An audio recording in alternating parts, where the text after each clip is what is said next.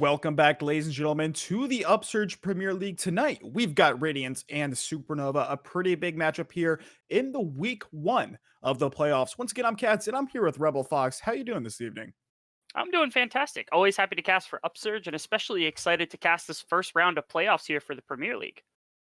Yeah, it should be a very, very good matchup between these two teams tonight. Of course, week one of the playoffs here, all these teams battling their hearts out. There is a loser's bracket, so you can still come back on in, even if you do get knocked down early on out. Of course, right now, Supernova is actually 6-0.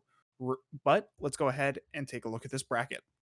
Yeah, it looks a little complex to start with when you aren't able to see kind of individual game by game, but basically all four of those games on the left side determine winners from top to bottom in both winners and losers side, and you play through like a normal bracket. It's double elimination, so you always have a chance to come back. Basically, you play through the losers bracket. If you keep winning, you can end up playing against the loser of that semifinal matchup for the winners. If you win that one, you're in that grand final against whoever it is that wins through the entire winners final. Yeah, so I mean, of course, the matchups tonight, Supernova and Radiance, and everybody else actually will be playing tonight as well. 100 Thieves next, Mirage Esports, World Class, Imperians, and Anew. And of course, lastly, Maryville Esports and Simplicity Esports, who actually recently had a name change. Yeah, coming over from Full Spectrum. And my goodness, the if you would have told me that this level of competition would lead to this playoffs, I would have been absolutely awestruck. I mean, Supernova Radiance is an amazing matchup, but even you talk about Mirage versus 100 Thieves, that's going to be great. Imperians have been surging lately. They ended up taking the number one in that bracket over Mirage and into new esports. And then even Maryville versus Simplicity, I think Full Spectrum, when their roster, when they were considered Full Spectrum and not Simplicity, they were looking good as a roster. And all it takes is a little bit to get the kick into that winner side of the bracket. So no team is to be underestimated here. Yeah, most certainly no team to be underestimated. But talking about the top dogs right now and this matchup tonight, it's Supernova and Radiance. Like I said earlier, Supernova currently 6-1, have actually only dropped one game, and that was to Simplicity. And then Radiance, on the other hand of things, currently 4-2, did have a very rough or regular season, but still here, still in the playoffs, still battling it out for that number one spot. And talking about these players a little bit more, we go back, we look at the stats, and we talk about them. MNRL is a player that just sticks out like a Thor sum, one of the highest KDAs in Upsurge, and I don't know if there's any stopping him. Yeah, he's an exceptional system player that plays very well around his team. High KDA, high ability to play in the bottom lane, doesn't get shut down very high. So you're going to see number one in KDA and then also closer to the bottom in terms of kill share. He's not a greedy player. He's not somebody you got to get ahead on very aggressive picks like Draven. You can put him on pretty much anything and you'll have some success on it. And that's what makes him so dangerous in that bottom lane. It doesn't really matter what he is on. He's going to find the success no matter what. And of course, the culmination of all the working parts between your jungler, between saying, hey, we're going to put you on tank's top lane and you're going to have to deal with it, let your bot lane carry, do whatever they want.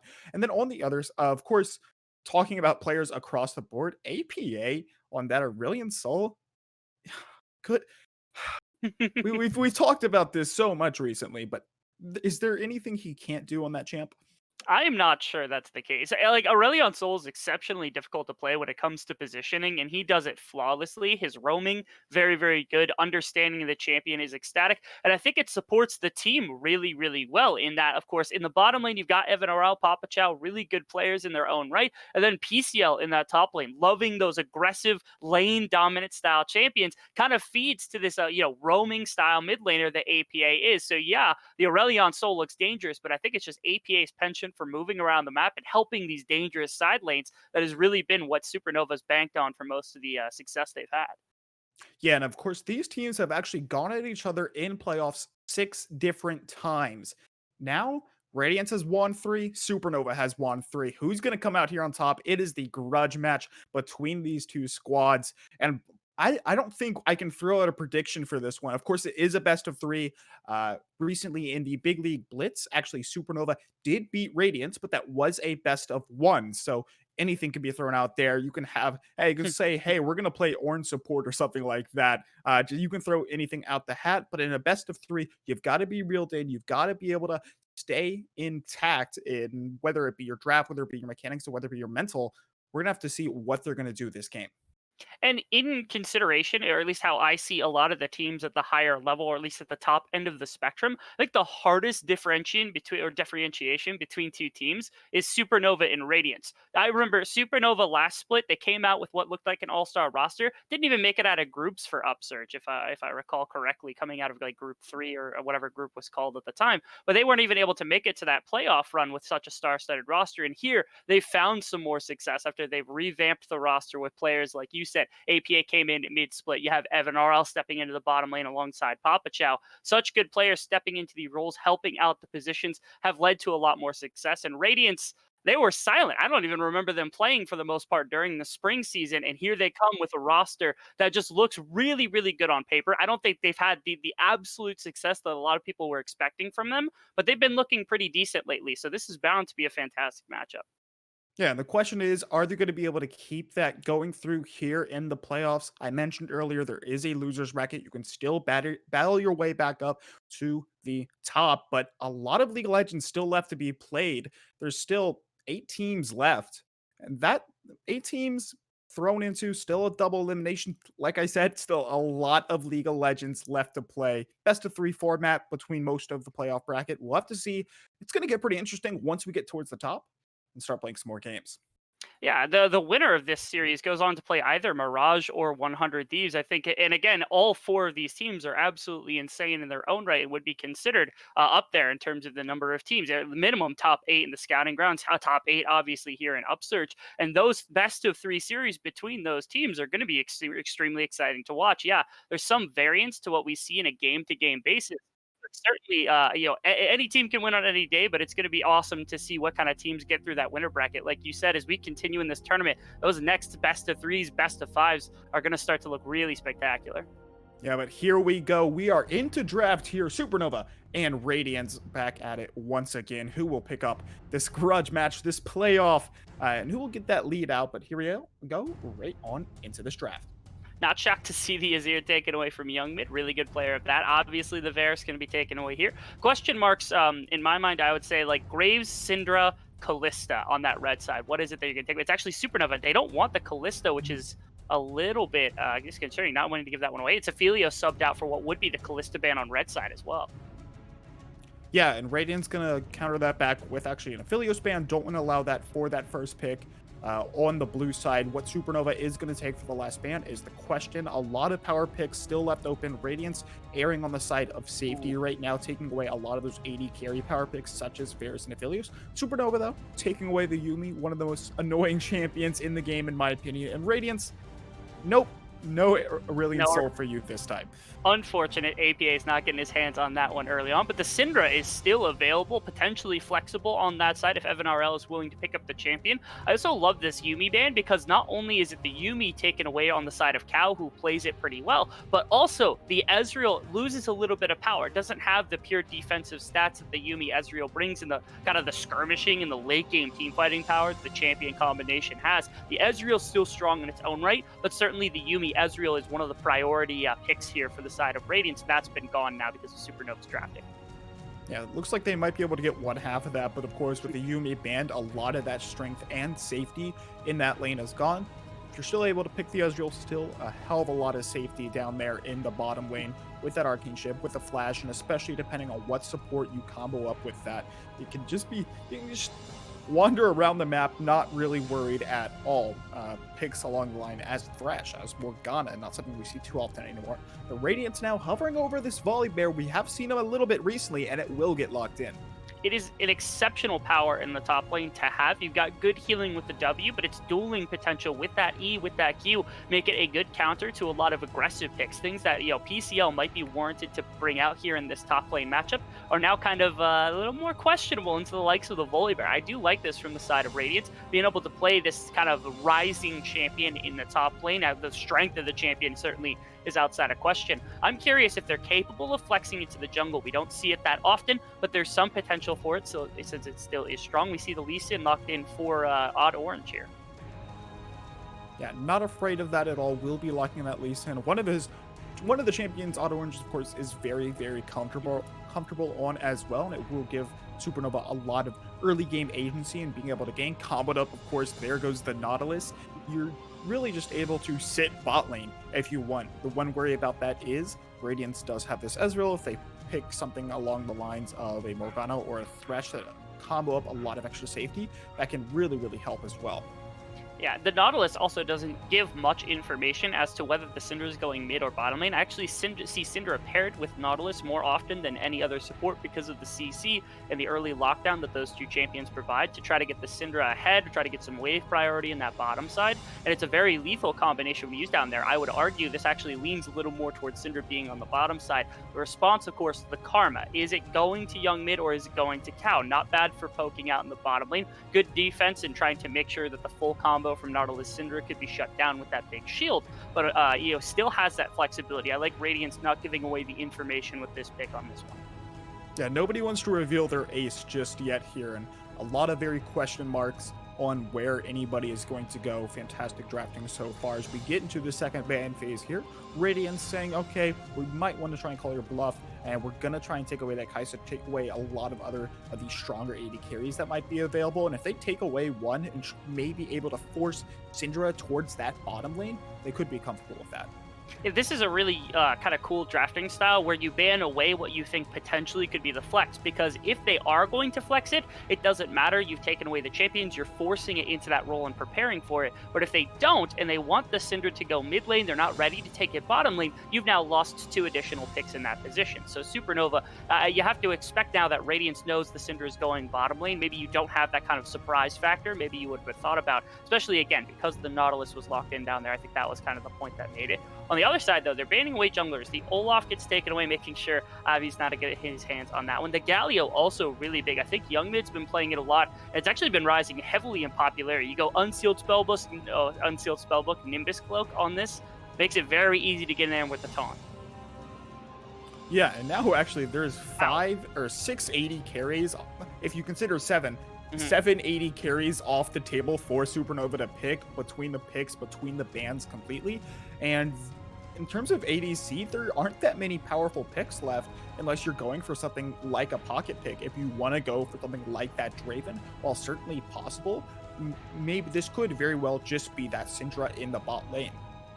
I would have guessed that would be the case. Ashe and Xayah were the two that would come to my mind. Yeah, able to get that one flexed down to the bottom lane. So going a little further on that champion pool. I've actually seen Ashe climb a little bit. That long range engage and good amount of supplemental CC and damage behind the champion's nice. I would like to see something much more damage heavy. And this is awesome. I actually talked to you about this right before we started. PCL been playing the Aatrox a lot more lately and is going to take it into the blind match or into the Volibear here. Yeah, and here goes Radiance. Looks like they are going to be holding that support pick for last. And that will be Karma in the mid lane up versus that Syndra most likely here if they do lock in a support. Hovering over that Braum, hovering over that Morgana, something to just keep that Ezreal alive. If you're able to get him to that 2-item power spike, that's when he can really start to pop off. But they say, hey, screw it, we're engaging. They picked Leona. Yeah, Leona, again, earlier in the season was considered heavily a counter to the likes of the Nautilus pick, and especially into an immobile ADC like the Ashe. All too easy to get on top and use a lot of that damage and that aftershock damage reduction to just put some really heavy pressure onto Evan RL early in this one, looking to ruin that #1 KDA at the position. And the follow-up you got from Ezreal is really good as well. It's longer range, there's some poke that can come down early, but the full all-in from an Ezreal does do decent damage, especially once a little bit of the AD comes through. The Radiant spot lane, a little scary for the Ashe here. Yeah, and both squads actually have fantastic dive potential. So they do end up getting someone caught out towards maybe that bottom side or that top side between the Volibear, between the Nautilus, and the Aatrox on both of these squads. They can pretty much just get on top of anyone you want. Can't forget Leona piling down the CC, the Solar Flare, the Lesson Blade, the Stun. There is just so much CC out of both of these squads. It's going to be about who can pull the trigger first. Yeah, and you also have quite a bit of protection from Radiance in that regard as well. You've got the Asher, you've got Cinder Stun, even like the Nautilus hooks, you've got Lee Sin jumping into the backline. But ever trying to access an Ezreal, especially with the Karma in the pocket with those shields able to defend him, is going to be easy for the side of Andy Bendy here on this pick to try to stay safe. So it's about winning the front to back team fight in my mind. And you know, a champion does that better than pretty much any else, especially once you get to that level 11, start getting those items in. It's Aatrox. That very lethal team fighting top laner, especially in the hands of PCL, can wreak havoc on the likes of Leona, Volibear, Graves with the CC and the sustain that he's got. And if Ezreal isn't pumping that DPS out fast enough, going to be able to tear through that front line for the most part. You know, just like Uzi once said, Ezreal is the highest DPS champion of the game if you can hit all your abilities. The question is he going to be able to hit all his abilities? We will have to see. And on the squad of Supernova, I just personally love their team composition here. They have the perfect mix of that early game aggression, a little, not too much late game safety, but enough where it's not going to matter that Radiance is going to outscale, because certainly they don't have the best late game here either, especially when you have all these AD carries, Aphelios off the table, Kai'Sa off the table. Things that scale so hard are all just gone. Yeah, Supernova's got really good pick potential for the mid game, the early game, any sort of setup like that. With again the Syndra, the Lee Sin, the Ashe, the Nautilus, all the CC you've got, and good burst damage coming out of the likes of the Lee Sin and the Syndra anytime during the game. On the opposite side, of course, again you have Graves, who likes to power farm, not going to be super active early, but actually has a couple of good lanes to work with that. Again, Leona's got enough CC for days. Volibear's got good CC to support that, so could see a little bit of activity from Avi early on. But as you said, I think early on Supernova should have some good dominance. A lot of poke from the Ashe in the bottom lane, good CC to work with around neutral objectives. They should have some control of the map. It's about Radiance, I think, getting to Ezreal and getting a big enough front line to where Ezreal can put out the damage. Yeah, and Supernova and Radiance, of course, we said this once, we're going to say it again, is the grudge match. Both these teams, 3 wins apiece here in the amateur playoff scene, and that's actually just this year. So they've going to put their hearts into this, and I think it's a hard one to predict, I've got to say. Yeah, again, I think these two teams are some of the hardest to predict when they're up against one another. We've already seen that in the case that they're 3-3 up against one another just in this like this playoffs bracket and things of that sort. And in this game, I think it's also a little bit difficult. So it's kind of difficult to predict. I would actually really like Radiance's composition. I like the Ezreal with the Karma combination. I think Volibear and Leona give enough front line here. It's up to Supernova to be very proactive early. I think they're capable of doing so, but it is a little harder to execute on all of that very early if Radiance knows what's to do, especially with the likes of an Ezreal and a Karma escaping a lot of these long-range skill shots. Yeah, that's my big worry here for Supernova, is they feel like they need to get ahead early, especially with this Lee Sin, and there is just so much safety out of Radiance. And at the same time, Graves can really be a menace here in the early game, in the mid game. Once he gets some items going, even if he gets 1-2 kills, he will start to snowball out of control. And we've seen I'm Avi on this Graves multiple times, snowball out of control. What will he do this game is my question. I feel like it's all going to come down to how these two junglers play off each other. I would say that's the case. And Avi actually stole the Graves that late into the draft. Again, has some good lanes to work with, so could see some action early, especially if he's able to prevent Odd Orange from making things happen early on, and these lanes stay relatively tame. Because again, I mean, you're talking about Aatrox into Volibear laning phase. Volibear should be perfectly fine. Karma should be easily enough to able to mitigate what the Syndra is capable of doing. So it's about protecting bottom lane, where you've got a protective ADC and a Leona to work with. I think there's plenty to work with here, and I think I like your estimation right now that it's going to be more about the junglers in this early game than anything. Yeah, and of course, it is the playoffs here at the UPL. Supernova and Radiance back at it again, week number 1. With that, we're going to go to a quick break. When we're back, game number 1 between Supernova and Radiance. Don't go anywhere. Started with a vision of quality, a vision of uniformity. We took the time to create something familiar yet refreshing, something with a bit of change. Designed to fit any brand's unique vision.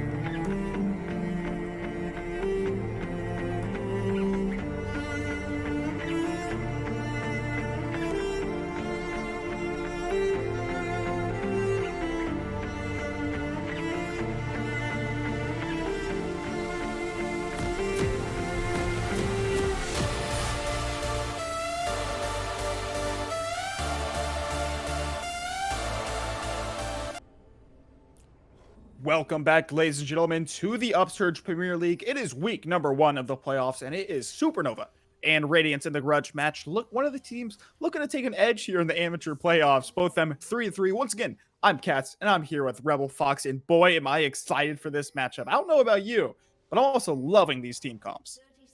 Team comp's fantastic. They're very even drafts. They're both kind of capable of taking it early or taking it late game. There's a lot of strength that both of them have got across a lot of these players. And so, like you said, I'm very excited as well. You don't get to see Ashe that often, so I'm happy to see that one kind of come back in. As much as some people may be disappointed at the boringness of the champion, I at least like the prospect of the long-range Ashe arrow. Yeah, long range Ashe arrow, getting the American sniper out is always real fun to watch. And I mean, when you have 7 80 carries basically just off the table, you don't have many 80 carries left to really choose from either way. So of course the Ashe pick is going to come out there from EvanRL. We talked about EvanRL in the champion select being one of the highest KDAs, pretty much just of the entire Upsurge. And you can see actually, look at that. Look at those quick stats. Just look at them. Gotta love those quick stats, man. Yeah, you take a look at Evan RL, first in KDA, first in gold per minute, despite being 10th in kill share. Again, that's the biggest part in my mind. It's just the fact that he doesn't need these massive kills as an AD carry to actually make a massive difference. Instead, capable of playing a little bit more supportive of a role. Instead, supports in a lot of different ways. And Ashe is kind of a champion that begs to that. The ultimates, the CC, really good utility to add behind a team. Not the highest DPS marksman that you can run, but certainly kind of fitting to what we see right here on that stat sheet from Evan RL. Yeah, like a 7.53 KDA is actually just insane. That is nuts. I don't personally understand. That is, I don't even think I get that in a normal game. Yeah, and these guys are playing at the absolute top level comparative to anybody else. So you can just imagine how good you have to be to have that kind of thing happen. I'll take a note at jungle farming right now. So what we did is Lee Sin takes that red buff and then immediately goes to blue. That's higher cooldown reduction for the later stage of the pathing. So makes me think that Odd Orange looking for more of a full clear than anything else. Going to play more of an opportunistic style here. And Gray's actually just going for the straight full clear across the board here. The red is going to come out late though, which means potential for ganking once done with all of those things, or maybe potentially anticipating a duel for the Scuttle Crab around topside. I don't think he's going to find that one. So Avi not going to have to worry about that too badly, but certainly a little bit ahead of his opposition here in that jungle clearing. It certainly almost has the entire jungle cleared up to this point.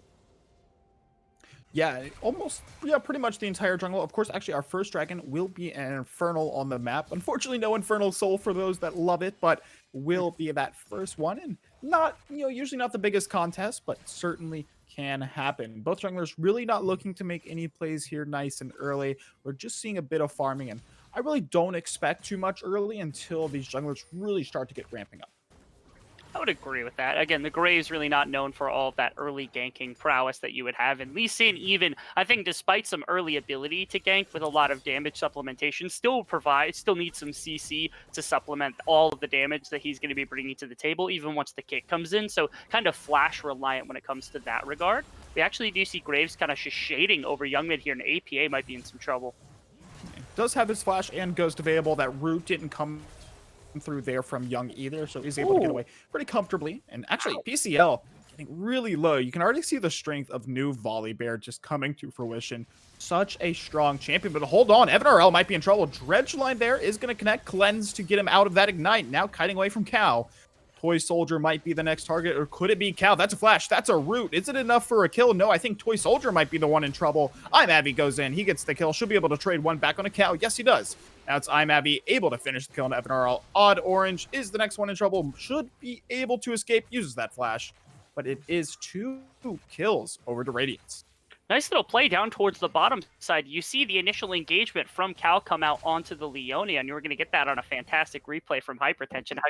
We all love you. But you're going to see Cal goes in onto the low mobility Ashe. You see all the damage. Leona pops out early. Andy Bendy barely gets any of it. And you see how far back EvanRL has to play. And thankfully, again, Avi actually finishes the full clear, was on his way down after shadowing mid lane, ends up in the bottom side, gets that eventual play. Andy Bendy thankfully picks up the kill. And despite Odd Orange with the great resonating strike to find the support, actually ends up almost or losing his flash and losing his ADC as well. Good little play from Avi on the bottom side. And that's 2 marksmen on this squad from the side of Supernova, or my apologies, Radiance, picking up the first blood in the game. Yeah, it actually pushes them at about 1,000, or excuse me, about a 700 gold lead nice and early. Ezreal's able to get that first tier nice and early. That's one of the most important things you can do on Ezreal is get that tier stacking early, work towards that boosted Muramana. And as soon as you get that, you're already hitting a little bit of power spike. Now moving over towards this Infernal Dragon, they have priority down on the bot side, but this could be a full-fledged fight. Yeah, we did see, of course, because the Ezreal had not gone down in the fight, had a later back timing that would have been Evan RL, so they get back to lane, shove it, and immediately get river priority here. But Young Mid putting some good damage onto APA, and a lot of competition. Double TP, actually. Yeah, double TP coming in. By K-Clore, this is a 5v5 for this Infernal Dragon. It's going low already. Is on Orange going to be able to get it? He goes low. Has to run away. Dragon is going to go over to Radiance. On Orange gets sniped there by Young. Stun from Always Plan Ahead. Keep him alive. Root there connects on a PCL, but I don't think they've got enough damage to trade around. But Radiance are going to be able to walk away with that Infernal Dragon and a kill. Looking to secure the 5v5, but just gets pushed off, does Supernova right there. Looked like the TP had come in from PCL. They had all 5 members near the Dragon, but rather than commit to the pit, actually Ingo might be in some trouble. Yeah, looking for more onto this volley bear. Engo might be in trouble. PCL, of course, with that World Ender, does have a bit of extra healing, but it is no match for this volley bear. Now, Always Plan Ahead, just getting auto-attacked to death right now. Lee Sin has arrived to the fight, is able to throw out some extra shielding, and now Engo's the one in trouble. Flashless, gonna try and eat that honey fruit, keep him alive, but I don't think there's anything he can do. Nope, Odd Orange now with his second kill of the game. I think a mild amount of split focus right there between Young Mid and Ingo. If they go completely onto Always Plan Ahead, at minimum might burn the flash and then can stay together towards the middle lane, end up walking back through mid tower. Yeah, that means PCL ends up getting a lot of that wave picked up, doesn't have to worry about what happens top lane, but at least Ingo keeps the life and actually burns the summoner spell on Syndra. Instead, the split focus just means that Ingo ends up going down to the Lee Sin after all things said and done. So a little bit sloppy, maybe miscommunication there from the side of Radiance. Little miscommunication. Does trade a few kills back, but nothing for them to be worried about just yet. Still pretty early in this game, and kills actually pretty evenly spread across the side of Radiance, who you really want to own. Maybe not the Karma, more of a supportive champion here in the mid lane to keep her jungler and AD alive in these fights. And already going for a little bit back, Evan RL. He'll probably pick up the Bilgewater Cutlass, and that's usually a decent power spike actually in the bot lane of an Ashe. Once you're able to unlock that slow, you get a bit of extra healing as well, especially into this poke lane. You get to be a little bit more comfortable. You also create a little bit of separation with that Bilgewater active onto the likes of Leona if that comes through. So you don't always have to burn that cleanse or that flash the second some CC comes down. If it takes a little bit for Andy Bendy to respond, instead you throw out that Bilgewater, use that enhanced little boost of movement speed, or at least advantageous movement speed over that Leona to just break away and make sure you're not going to go down in that Gens. Yeah, and a bit of damage there in the mid lane. Nothing too detrimental once again. APA actually does have that flash. She doesn't really have to be worried. This mid lane is kind of just a cat and mouse game where you're just going to shove in the wave, maybe look for a roam, and then Young trying to go for gank setup with that W every now and then, but no junglers doing anything too much. And Pike Lord saying, hey, come on, man. I'm just trying to farm. It's not happening. A little bit difficult, again, early on to play into the likes of the volley, especially with the Conquer, as we're seeing Young Mid not going to get brought up by Odd Orange. But again, Cal makes the rotation up from bottom lane through river to make sure they push Always Plan Ahead back in the laning phase and push the Winions back a little bit, just to make sure that Avi, who is sitting on that Rift Herald, is going to have all the spree space in the world to work on that. Now here he is, top lane. Yeah, looking for something on a PCL. He does pop the World Ender for some extra move speed to get out. Of course, Avi has that Herald. Can drop it for some plates and potentially a first tower if they are able to commit for it. But looks like he is just going to back off, save it for another day. Nothing too crazy there. Again, if they throw it down there, they get easily 2 plates. They might get a third off the back end of it, pushing PCL out of his lane. But outside of that, they're not really getting much. You end up just not using it, going to try to put that pressure on somewhere else. Maybe look to clear through the rest of this jungle first and use it on the bottom side, where maybe some plays can happen into the mobile Ashe. Flash is back up for Evanar. It might be difficult. In fact, full summoner spells pretty much across the board for the side of Supernova. So Radiant's going to have to get creative. Again, I think this bottom lane, the level 6 Leona, could be a spot where you can aggress against the Ashe, and pretty good auto attack damage combined from the Graves, the Leona, and the Ezreal early on. That's where I would want them to throw this Rift Herald if that's what they were going to do.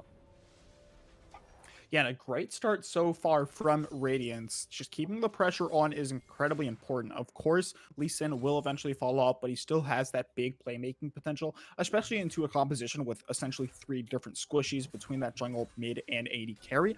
Still, though, a lot of safety for them. That's what you have to be worried about when going for one of these dives, especially when it comes to that later game. Evan RL, now level 6, does have access to that Enchanted Crystal Arrow if he does want to try and make some plays either across map or in his own lane. Importantly, I think Odd Orange picking up 2 kills early is really good for utilizing the long-range stun from Syndra and Ashe, because, of course, that's your burst damage for the most part. That's a lot of the early game damage you guys in this Lee Sin. Completes the Warrior, has those the magical boots that, of course, give a little bit extra movement speed here, so can go for Ninja Tabi to mitigate some more damage. But really, I would like to see a little bit more attack damage come out before you end up swapping more towards some utility, the Black Cleaver and the such, because, again, I think that's how you capitalize on the likes of this long-range engage that you built for yourself. Young mid now, mid lane. Nothing. Avi is here, though. Up top lane, Pipe Kick Lord and Engo still battling it out. Don't expect anything too much over there. But down in the mid lane, of course, we didn't see too much going on. And that is actually Herald getting dropped. They're going to drop this Herald just for pressure on the Dragon, but maybe looking for Picona Cow. Enchanted Crystal Arrow is available. Evan RL's here as well, doing some damage. Solar Flare goes out. Toy Soldier gets deleted, and he's got nowhere to go. Blows that flash, keeps himself alive, but that should be another Dragon here going over to Radiance. No support to help them contest this. Yeah, it should be pretty free here for Radiance. Yeah, I really like the way that they use that. So sometimes, especially on second Rift Herald, that's usually what you'd use it for, some pressure somewhere so you can go for a Dragon, but it's actually Radiance here bailing out a little bit earlier than I would expect so that they can get their hands on this Cloud Drake and set up 2 Drakes here for whatever the next one will be. So you don't get the most value out of that. I think they did end up getting a couple plates and some good damage on the mid lane tower, but not as useful as knocking a tower down, or at least gold-wise as this. So they at least get their supplementation and Dragon control very heavily in this game. Not to mention, knocking the Nautilus off means they were able to push in this bottom wave, get good resets for the Ezreal, and get him onto that Muramata to start stacking. Yeah, and of course, this will actually be a Mountain Soul here. Radiance 2 Dragons away from picking it up. Very, very big pickup if they are able to get it. And right now, you do have Odd Orange up in the top side. Engo has Flash and Ulti if they wants to try and make a counterplay, try and stop that dive, but PCL is pushing him in already. All ultimates available for both of these top laners and for the squad of... Oh, here we go. Engo getting engaged on. He's very low in mana. I don't know if he has mana for the ulti, and he is just going to get deleted. Dragon Rage, everything else comboed up in a free kill up towards the top side. Really well played. It looked like Engo was attempting to push out topside to get a good reset. Ends up getting it canceled by PCL here with the Aatrox being able to put some pressure under tower and then just forces the play happening. Again, 2 kills on that Lee Sin early on means the damage is going to be there. And as you said, mana maybe a little too low to try to push that ultimate out and stall for time for AV. So it's just Engo going down in that top side. Really unfortunate situation for him. Gives up a little bit of minion wave and gives up a few tower plates here, or at least a tower plate and some good tower damage. Now bottom side, we're seeing a little more of a skirmish, but always a little bit in action with 2 tank supports, really. They're going to go in each other, they're going to trade some autos, and they're just going to back right on out. But once again, in the top lane, PCL trying to prove his dominance. You can see he hits that full combo onto Engo, but once he runs out of those abilities, really not able to do too much with the auto attacks. Engo turns it right back around, heals himself right back up. He's got the Ninja Tab piece, he's got a Bramble Vest for himself as well, so able to negate a little bit of that extra damage.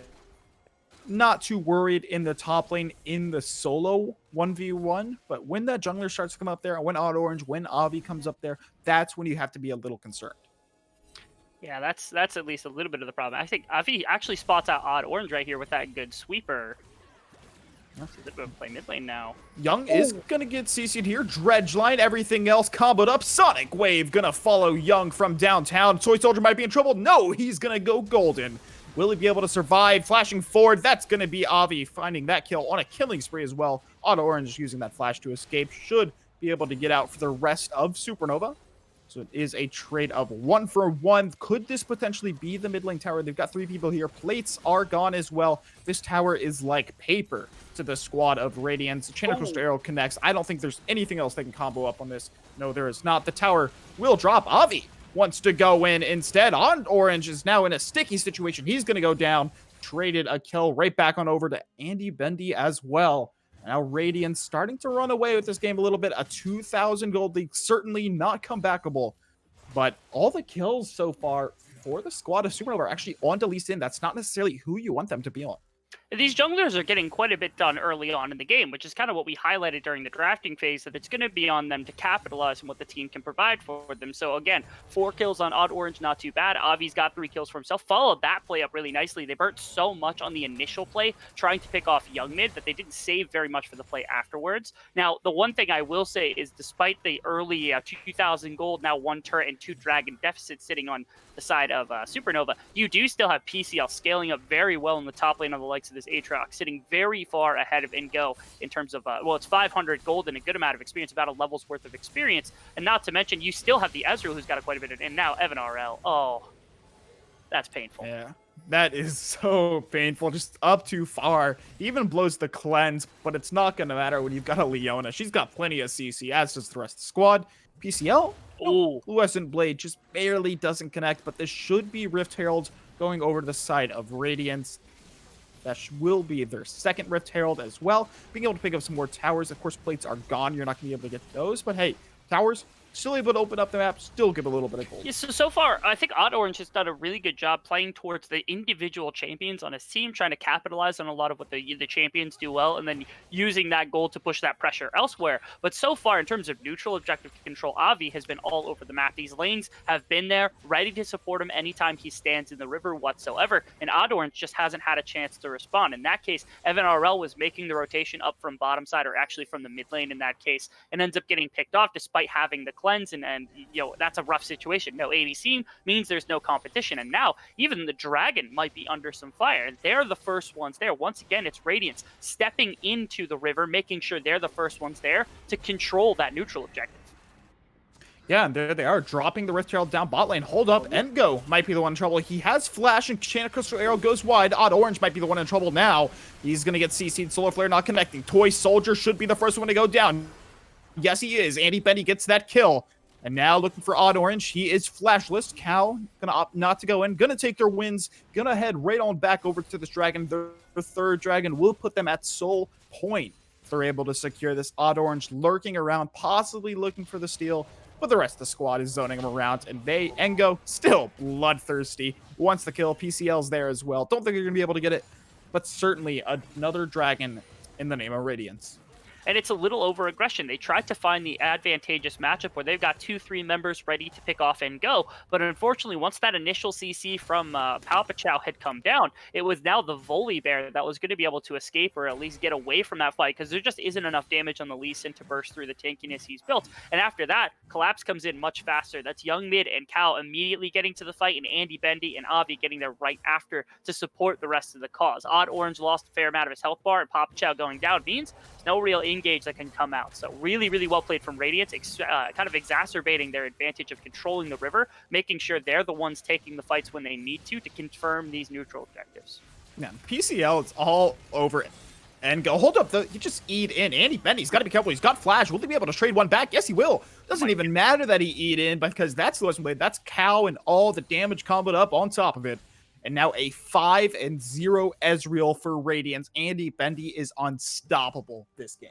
The quiet advantage that's been collected by Andy Bendy, I think, is going well under the radar here, because Evan RL was touted as having that high KDA, doing well with the gold. It's actually Andy Bendy sitting 2,000 gold ahead right now on this Ezreal, the now 10 CS lead, but certainly his jumping in right there and not even coming close to going down is kind of indicative of what we've seen all game. He's been free to play however he wants in this one, so Andy Bendy taking it upon himself to put some carry on. And Avi gets hit with the arrow and the resonating strike, and they can't even follow that up. They're too terrified.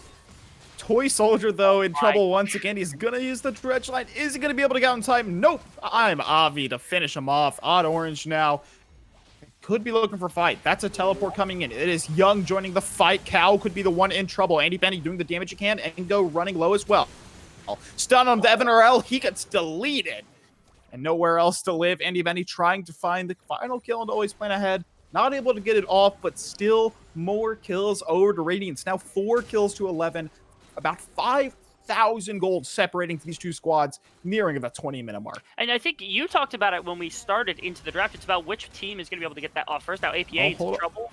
Once again, APA, or Young actually goes down. PCL is able to tree one back. Will Avi be able to kite it out? He's doing well. Another knock up, able to dodge away from another. No flash available for PCL. Engo now working his way up here is going to get spotted by Pink Ward. But very dangerous games that Avi is playing. He has a big shutdown. That would be massive if the side of Supernova are able to pick that up. Ooh. Engo looking for a fight. The fighting doesn't stop. No, it doesn't. Engo still looking in. Toy Soldier not able to connect on that dredge line. Tower is low. He's just kiting back and forth. He's actually going to stun Toy Soldier under the tower. Tower is running low there as well. Actually see an Arcane Barrage coming up. Going to go a little wide. And now 2 minutes left until this soul response. Oh, Evan RL. Poor. This is just rough for Evan RL at this point. He cannot walk up anywhere. Now it's going to be Odd Orange in trouble. Is able to use that ward jump to hop away, but will it be enough? Yeah, Avi's going to back off after taking about half his health. But so far, very, very rough game for the squad of Supernova. They just haven't been able to get the kills they wanted where they wanted. Yeah, again, I think it's been Radiance has been playing very well to what you said in the drafting phase, which is the team that gets the engagement off, at least the cleaner engagement off earlier, is going to be the one that usually wins the fight afterwards. And we've seen that time and time again, whether it is Youngman being able to put some Qs or some damage down, but really it's been Cow and Ingo getting some good engages. I have to especially give a lot of credit to Cow in this one, finding a ton of work on this Leona anytime that they need it to work out, especially when they're working around these neutral objectives, finding the pickoffs, finding the E's, the ultimates that's going to CC somebody, so Andy Bendy, Avi, and then even a little bit of Young Mid can follow up with the damage necessary to bring them down and give them the advantage for these neutrals. Yeah, you mentioned Cow. He has been on fire this game. 9 assists out of the 12 kills. Insane KP. I think the only kills that he missed out were pretty much solo kills, so it's kind of hard to get those anyways. Evan RL almost gets hit by another lesson played there from Cow, and you could just see time and time again where Cow's in the right place at the right time. Now, Dragon spawning here in 35 seconds. Yeah, and I wonder where we're going to find Radiance. I would guess in the river if you're looking at the mini-map right now to cheat, guessing where this team is going to be, just because that's where they've been the whole time. Andy Bendy also fishing yet again. Mike engaged on, though. Up there, the Solar Flare is going to connect. Andy Bendy has the flash. He's going to use it to escape. Cow is able to finish off always playing hand. Andy Bendy gets played in with a little bit of ping pong, and this is exactly what Supernova needed. I'm Avi still alive, though. Pie Cake Lord in the back line, and it looks like, yep, that's going to be Toy Soldier going down. Cow now chasing for more. Ivan RL is in trouble. He is flashless. A double kill for Avi. And now Pie Cake Lord, the next target, able to dodge away from the Western Blade. They don't care. They're heading to this Mountain Soul already. All the hopes and dreams rely on Odd Orange to get this steal right here, right now. But Young is over the wall. He's just going to zone away Odd Orange. PCL trying to do something, but there is so little that can be done, and that is Mountain Soul over to Radiance. The fight all too easy right there to win. All of the engagement that comes out early between Evan RL's arrow, you have the depth charge from Nautilus there, you even had Odd Orange's kick get burnt onto Andy Bendy, and yeah, they end up getting the pick because PCL finds it with a Q, but afterwards, what are you going to do to respond to the 2 tanks, the support, and a massive Graves? And the answer is literally nothing. APA went down early in the fight, so you don't have another one of those pick potentials with the ultimate coming through. And then from that point, it was just an easily one fight from the side of Radiance. They saw the rest of the team. They had the control and the CC to get this Graves working with this phase rush to make sure they capitalize on what they've been doing right the entire game. And now, you know, the 4,000 gold is nice. The Mountain Soul is even nicer. So now can they take this advantage, push it to the top side river, and end up taking this Baron buff? Yeah, moving over to the Baron, 24 minutes in, just about. Of course, Engo doesn't have teleport up just yet, so won't be able to join his squad. But by the time that Baron starts, he certainly should have it, and everybody just positioning around. Avi gonna find Toy Soldier, as is Cal. Solar Flare is there, and Toy Soldier once again just gonna get deleted. Nowhere to go. PCL is able to TP on in. Engo doesn't have that ultimate just yet, or excuse me, teleport. Odd Orange, though, the next one to go down. Avi picks up another Pie Cake Lord. Gonna try and do what he can, but it's not gonna be enough. A double kill for Imavi. Andy Bendy over the wall. Engo arrives, and Evan RL is the only player standing. That's an ace there for Radiance. This certainly should be the Baron. And what a game so far from Radiance. This is just so well crafted. They're able to get the picks where they need and execute. the damage from Andy Bendy is more than enough to capitalize on just a little bit of CC so far. Papa Chow on this Nautilus has felt like absolute paper, just getting burnt to any amount of fire coming through from the side of Radiance. And after that CC is down, after all of that gets burnt through, what's left on the other side to try to frontline? This time it was PCL, who actually is the best fighting chance for a good team fight, and he just gets completely zoned off by Cow. He stands completely in the way to prevent him from engaging into the likes of the Ezreal. Then you try to get onto the Graves, and he just bounces away with Phase Rush and that quick draw, all of those abilities to get him outside of that situation. There's nothing to follow up in that team fight, and they end up just getting pressured off. The gold advantage is high, the Baron, the Mountain Soul, there is so much going against the side of Supernova. It's tough to imagine a situation that they come back in this one. Yeah, so challenging in this situation to even do anything. Of course, you have this composition that scales well early game, comboed up with that Lee Sin to try and make plays, try and get your laners ahead. But when that doesn't happen, and when the team is almost 10,000 gold ahead, it is next to impossible to come back. And here's Piecake Lord. He certainly could be in trouble. He has Flash, but so does I'm Avi. World Ender is going to get popped. More damage, not able to connect with the ultimate. Is able to just barely walk away. Is the redemption gonna kill? Oh my god! Yeah! No way! Kill. I didn't even think worse. that was gonna kill, but my goodness, was I wrong? It was even worse because earlier in the game, I was going to talk about the Karma and talk about, okay, well, like the Aery's good for like kind of putting some pressure on earlier into the game. I know Unsealed Spellbook is rather popular to run as well if you're going for a lot more defensive of a Karma build, but the Aery right there being the nail in, unfortunately, PCL's coffin. So really well played. Nice little redemption kill from Young Mid to kind of put a nail in the coffin of what is likely the game from Supernova here. Oh, that was just quite the redemption. It's hard to get over that one. But already, once again, you can see him sieging down this bottom lane tower. This should be an inhibitor here, going over to the side for Radiance very easily.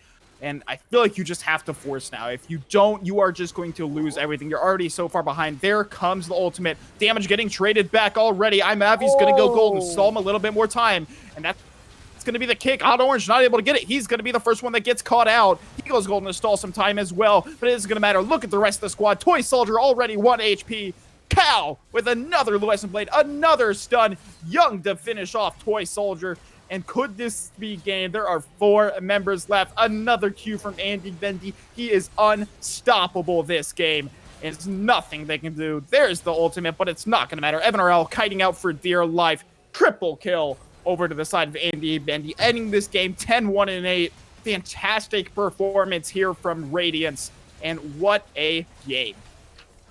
Yeah, Radiance, I mean, they had a win condition that they set in their mind immediately. They had the initial river control coming through on pretty much every single neutral objective. And what's even crazier is Supernova. They come out with a composition. They get an early Lee Sin to try to capitalize on some of the longer range engage kills. They're never able to make it work. That's what's crazy about it. And that's, I think, what the real nail in the coffin was here from the side of Supernova is felt like PCL and maybe a little bit of APA were trying to sit and wait a lot longer in the game, get their champions a lot of the team fighting tools they needed to make things happen. But it was Evan RL and Toy Soldier that were getting picked off around some of the neutral objectives, Odd Orange sometimes being in that boat as well. And those little kills here and there completely pushing off any contention for Supernova around neutral objectives that really cost them the game. Yeah, and just fantastic performance. Being able to simply just shut down the Lee Sin in the early game was so important, especially when the kills were not going their way. All the kills ended up on the Lee Sin, not able to be spread across the side of anyone you really wanted to. APA not able to kills, MNRL not able to get the kills. PCL picked up 2, but at the end of the day, it really didn't matter. Yeah, the silent lanes coming through here because, again, APA coming Young Mid's Karma. They found, I think, the one pick where they spent so much, ended up getting punished for it on the back end of that play anyway and knew never to try it again. And then, top lane, we saw PCL with some really good trades, but Ingo was holding his own more than enough, even with some pressure from Odd Orange. And that bottom lane never had an ounce of pressure. The Ashe Nautilus combination was never used to its fullest because they could never find the skirmishes of the team fights where that pick potential was used to the best opportunity. And so I think really it was the control of the lanes combined with some of the early advantage that Avi had collected alongside Odd Orange that just gave them all the control they needed in the mid game. Yeah, but once again, a fantastic performance there from Radiance, and that's actually giving Supernova their second overall loss here in Upsurge. And I mean, they lost one to Simplicity, but that was a while back. Radiance coming out, they're pulling out all the stops, they're doing what they need. And, I really liked this composition here from the squad of Supernova. But Radiance decided to say, hey, we're going to play our game. We're going to go and we're going to give the kills to, pretty much our carries, and we are going to make them unstoppable. And they did exactly that. Yeah, Avi and Andy Benny doing ridiculous amounts of damage. You look at those damage charts; they well outclassed what actually came out for the third most highest damage, which was PCL. Of course, I think PCL had himself a solid game where if the Aatrox was able to get into a team fight and capitalize on the Ash Arrow, the Syndra stun, the ultimate from Nautilus, things of that sort, it would have been a completely different game. But even from the beginning, it felt like they gave up a little too much room when just one member went down, and they weren't able to find any sort of re-aggression afterwards, find any sort of gap in which Radiance was willing to budge around those fights that were occurring early on. And because of that, it's just too hard. I don't think the composition was necessarily the issue. I think maybe it was a little bit of they need to know whether to back off from things, or they need to know whether to engage into things. Maybe the strength of composition throughout maybe needs to be worked on a little bit. But all in all, the way they designed it to work throughout the game wasn't a problem for the most part. So Supernova, maybe a little more creativity in what they've got, but certainly the right idea is there. And of course, this is a best of three, so potentially still 2 games remaining for both of these squads. Of course, even if you do lose, there is a loser's bracket. You can still work your way up there, but nobody wants to lose and get shot down loser's bracket, especially in week 1, because there are just so many games to go through to get, of course, to that finals eventually. And that's what everybody wants. Everybody wants to become those UPL champions here in the summer of 2020. Yeah. If you're on the side of course, of Supernova, you get knocked down, or if you're on the side of Radiance, whoever gets knocked down is going to be in a life or death situation for the remainder of the tournament. And that's not the kind of pressure that you want on yourself to try to perform. Give yourself a little breathing room, come back. Supernova, clear the heads, look at what went wrong in that game number 1, and then try to bring it back for game number 2 as best as possible, because competition obviously is there. We've seen it before.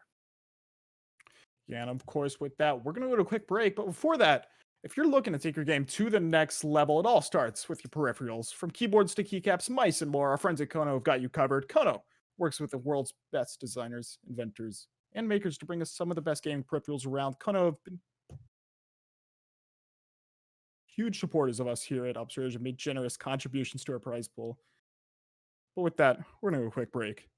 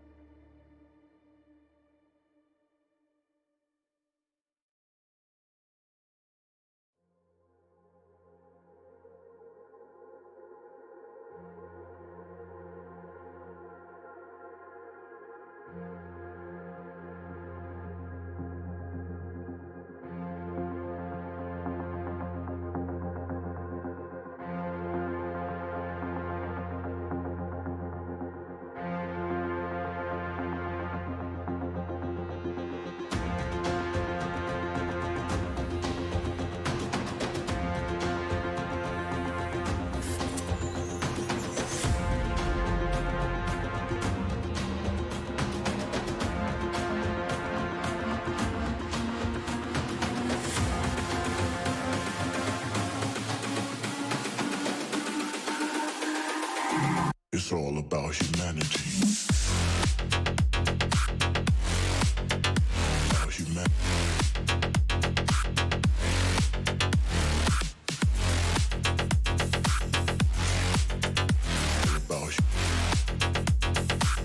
It's all about humanity. About humanity.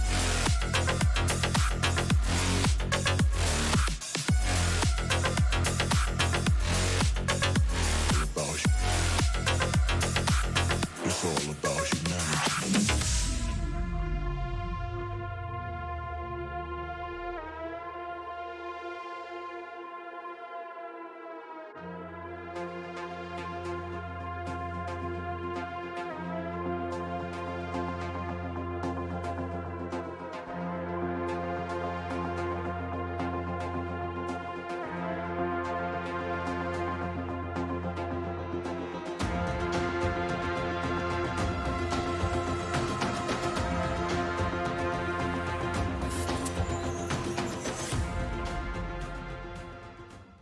Welcome back, ladies and gentlemen, to the Upsurge Premier League. It is playoffs week number 1, and we just saw a very dominating game out of Radiance. Will they be able to keep it up is the question. Supernova have been so dominant so far in the UPL. Once again, I'm Katz. I'm here with Rebel Fox, and boy, am I excited to get in this game number 2.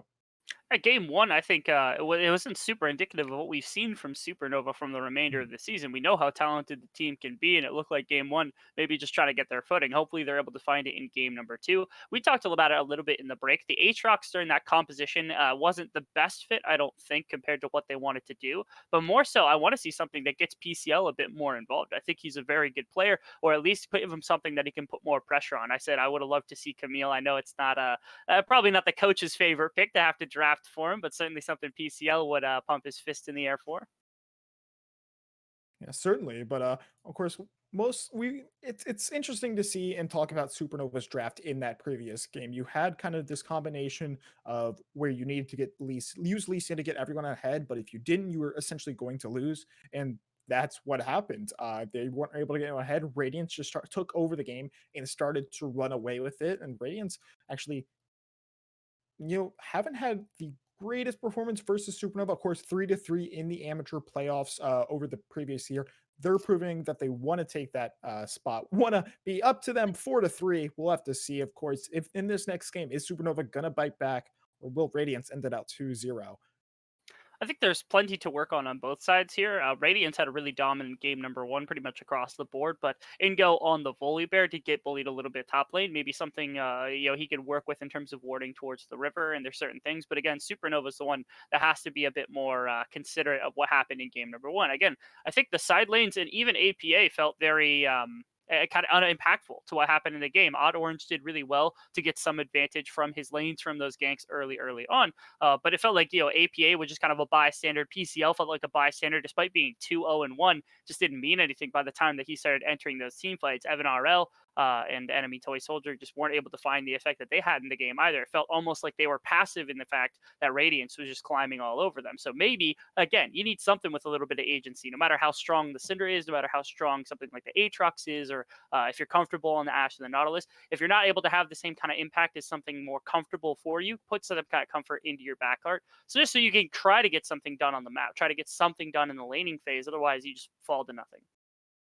Yeah, and we talk about, Ezreal being one of the safe lanes. One, he's not going to do much. He's going to go even, maybe slightly ahead. He ended that game with 10 kills, and a lot of that came off of Cal on the Leona, consistently able to find picks and really actually just catch Toy Soldier out of position. Toy Soldier was like paper the most of that game. They just shredded through him, and then on top of it, with I'm Avi on top of that Graves, they just snowballed completely out of control. That's not something you see too often in amateur, especially with these two top teams battling it out. Is one team just completely snowballing and ending? And I think it was 28 minutes, if I'm correct, something along those lines. You don't see that too often. Usually it's a really close battle, and especially when it comes down to team compositions, I felt like Radiance did have that edge. If they're able to shut down that Lee Sin, they're able to do it. We'll have to see what happens next game, turning out that draft. That's what's going to be the most important part of the second game, I personally believe, is what Supernova does to change their draft. Yeah. I want to see what it is that they do as well. And as you were saying, I think also Radiance, Cal was an absolute beast. He is the reason I think Andy Bendy did really well. I think he's even a lot of the reason that Avi was able to find the success that he did out of that jungle position with all the CC the Leona brought. So in my mind, they got to get Cal on something a little bit less, kind of impactful around the map to make sure that that isn't taken away. Now we go back to what we saw last time. Again, Aurelion Solaphilios banned out for the side of Radiance, making sure they don't get it on red side here. The Varus taken away. Syndra now also off the board here. Wouldn't be shocked to see something like the Callista come through for the side of Supernova. That's easily a red side ban and something they did on blue side last time. So I would be shocked to see that one come through a third again. Looks like it might be a Trundle this time around. Not too Correct. sure. Of course, we do have a lot of AD carries still open in comparison to last game. 7 off the table. I've harped on that for a while. I should stop. But the Trundle now being covered to take away, and that's kind of telling me Radiance might want to opt for something a little bit more of a tanky composition. Maybe the potential of a first pick Ornn. We'll have to see, of course, what they opt for. Supernova, though, with their last ban. We'll see what they go for here. Again, I don't think Callista would be out of the ballpark. Graves also was really, really good for Avi last time. So if he gets his hands on that one, could be lethal yet again. So the question is, are you more willing to give the Callista or the Graves here? And I don't think there's a right answer to that question in this regard. It is actually the Graves that they're willing to get over. So then the question comes to you once again. Now, does the Ornn go first because of the Trundle ban, which opens it up, does give you really good kind of engage, and allows Go to be more impactful? It's actually going to be neither. They're going to go Olaf first. Yeah, it does open up the Olaf there as well, and I actually really like that pick here from Radiance. Still a lot of early game potential, especially once you hit level 6. Unlocking that Ragnarok, your dueling potential just becomes insane. What Supernova is going to match into this, there are a few picks, of course, that are still available that can go toe-to-toe with Olaf, and especially even after he does hit that level 6. And we'll have to see what Supernova does want to opt for. And Ezreal, hey, Yumi. they're gonna stick with that Ezreal. I think Excuse Ezreal, me, Yumi. take the Ezreal. Yeah, they grab the Ezreal here for Evan RL. And again, I think Yumi comes afterwards because if you allow the Yumi to be paired alongside Olaf, especially in Olaf as good as somebody like Avi, that is going to be a dangerous proposition as well. Again, the Ezreal Yumi, really, really good defensive lane. What we saw last time was that maybe Evan RL and enemy Toy Soldier weren't capable of playing that more defensive lane within a mobile ADC. Give them the mobility, give them the safety, let them sit, and make a more active top side of the map. It's actually going to be the Karma. It doesn't fit as well as something like the Yumi, but it can still be played defensively for the Ezreal or in the mid lane or even top lane. I've seen PCO pull that one out a couple of times in the past, so a lot of flexibility in the Karma pick. Yeah, and that really does give the opportunity for Radiance to say screw it and pick the Yumi. We talked about the combination of Olaf and Yumi becoming deadly. Of course, you can talk about it in bottom lane there as well, and that is just something you don't want to see locked in if you're Supernova. There's the Yumi. The combination of those two champions just becomes so deadly. They're going to lock in the Volley Bear here as well, most likely. And with a little cat in your back, you just feel unstoppable. Hey, you want to lock in 4 champions here that are going to be synergized really well with Yuumi. Just play defending Yuumi until 20 minutes composition, something along those lines. You throw a Volibear into the back line or into the front line with Yuumi, almost impossible to kill. You throw Olaf, especially a damage type Olaf, alongside the Yuumi with the Spirit Visage into any team. He's just going to devastate with all that, with the Ragnarok not being able to stop him. I love that Olaf Yuumi combination. I think it's underutilized a lot. On the opposite side, you do have really good defenses coming through from the side of Supernova. The question is, what is your response to Volibear? I would like to see them counterpick right here to make sure PCL gets that and they don't pinch off his champion pool any further. Yeah, will be the Graves getting locked in there. That will finish out our first pick phase. And bans back available, taking away the Sivir. Sivir Yuumi is honestly a very underappreciated lane. It has so much wave clear. You have a special amount of safety, and you can actually have so much delivery for the Yuumi ultimate between the on the Sivir and the combination of pretty much anyone else in the rest of your squad. Yuumi can hop on the Olaf, the Volibear, and just so much extra move speed to just run at you, and that's kind of the composition that Radiance is building between that Volibear and Olaf. Radiance, though, will be banning away that Cassiopeia. I've heard whispers that Sivir has started to become a response to things like the Ezreal, who have low wave clear, especially when you add that Yuumi in, just because of, Ezreal throws the Mystic Shots, has good trading damage. It's not about the spell shield from Sivir. It's about the fact that, Ezreal can throw as many skill shots as he wants towards the Sivir. The wave is gone after 1 W and 1 Q, and that means protection for the Yuumi as well. It's all too easy to make sure that there's all defense coming through from the Sivir. It's a little easier to dive them than something like Ezreal, because you got to be a little lower range than something like Ezreal early on, but certainly the Sivir Yuumi has similar effects. The Azir taken away once again from Avi here, making sure, or my apologies, not Avi, Young Mid here, making sure he doesn't get his hands on the champion. Actually, a lot of mid lane focused bans here for both teams, making sure neither mid laner has what they're comfortable with.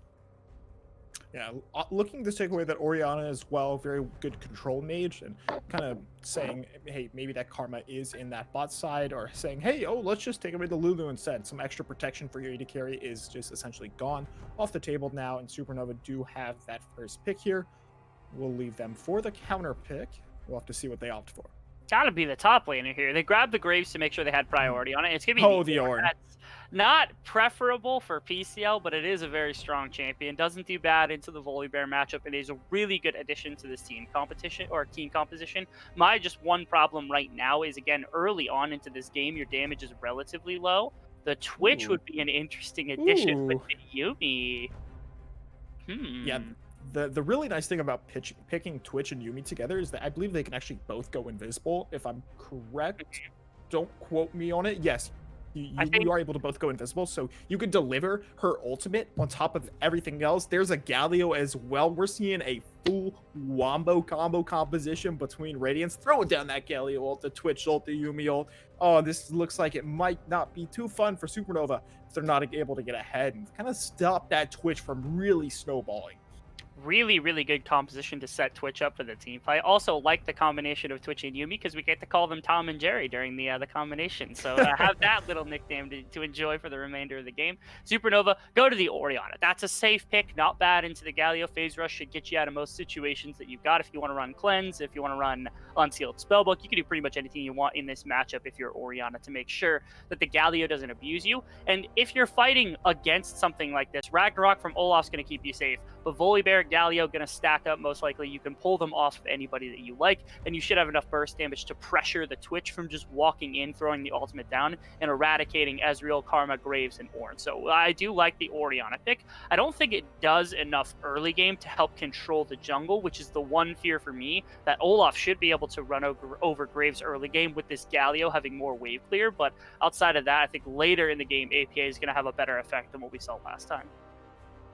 Yeah, definitely later in the game will have a better effect, but the concern is the team fighting, I feel, from Radiance is just miles stronger when you're talking about late game team fighting. You have this Twitch, you have this Galio, you have this Yuumi, you have so much protection, of course, for the Twitch as well, that I feel like it should be so hard to get on the top of the Twitch and effectively kill him, because you don't necessarily have too much dive. You have to go for those picks, those huge shockwaves with Orianna. You don't have someone like a Talon or like a LeBlanc that can simply jump on top of them.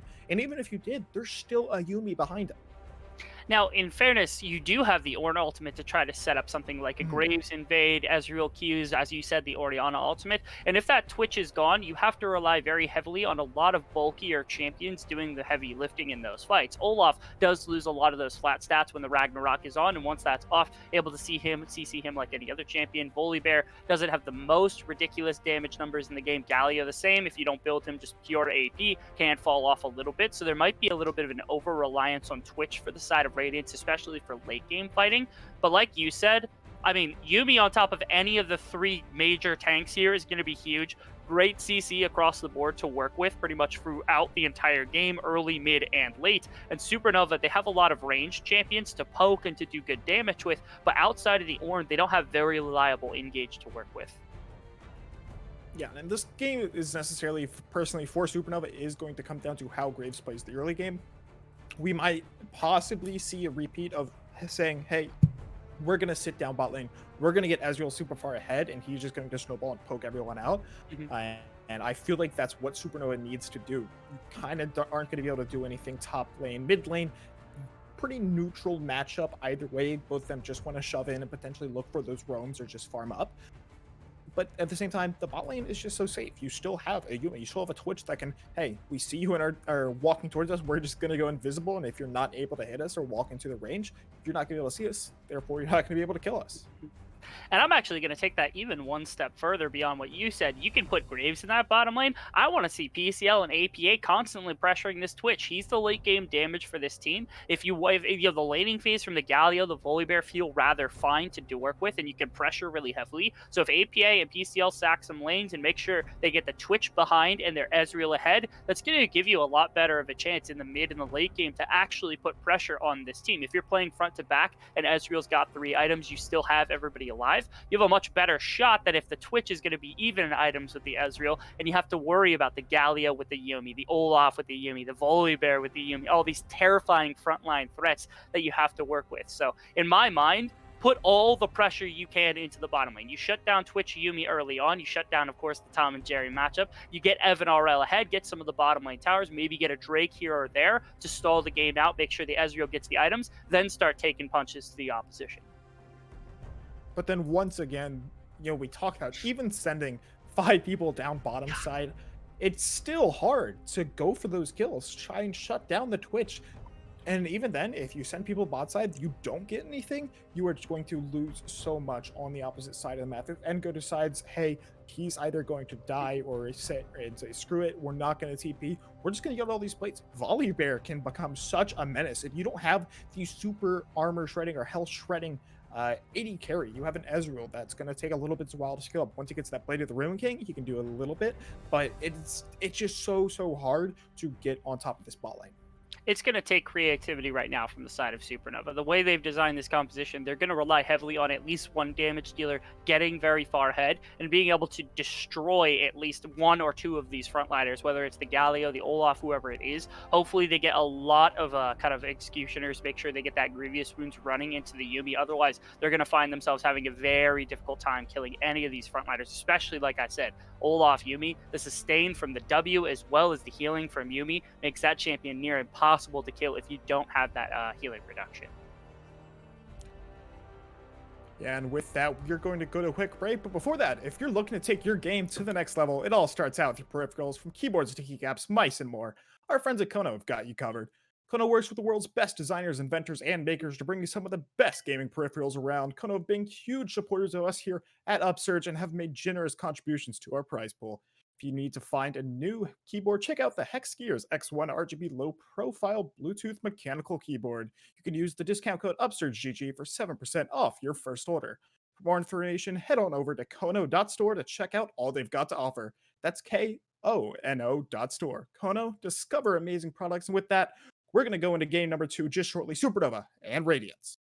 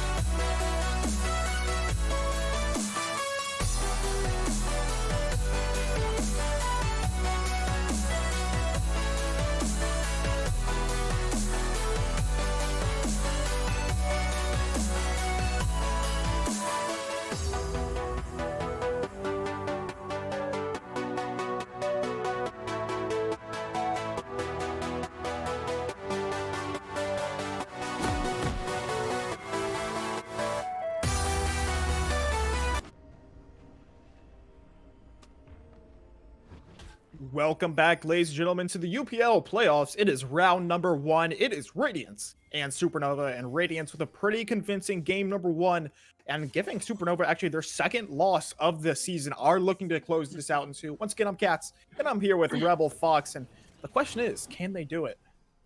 It's a good question, especially with the composition they've designed. We talked about it in the draft phase, not going to be easy. We're looking for an invade here. I don't actually see this invade very often. Oh, of an RL. MRL taking a bit of damage. Andy Bendy actually went for that Q level 1 instead of the E, so he isn't able to get those poison stacks off, but will be able to chunk out MRL a bit. Not going to matter. Nice and early. Yeah, Doesn't really have to worry about unfortunate. it.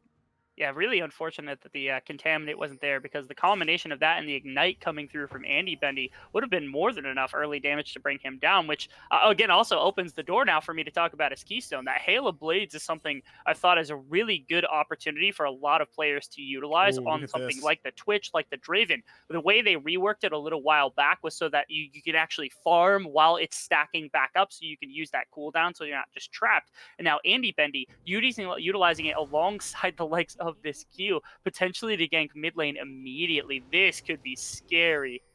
Oh. I think APA is going big brain play right now.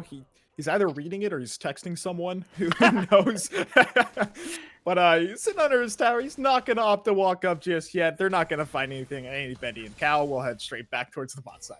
Yeah, willing to back off the wave at least a little bit. Actually doesn't even miss a minion there. Really well played there from APA. But the threat, of course, I think is still very much there from both members here. If you're talking about what the Twitch can bring with this Hail of Blades, stacking that poison and then immediately getting the Contaminate means you basically get 3 guaranteed stacks of poison on somebody, which is a big amount of damage. And like our producer yelled at us in our ear, that Ignite's also a really big tool. Because Yuumi has the heal and the exhaust coming through, the Ignite is going to mean a lot of kill pressure potentially coming down. So this is Andy Bendy saying, I want to take this lane into my own hands and get stuff done so I can carry this team.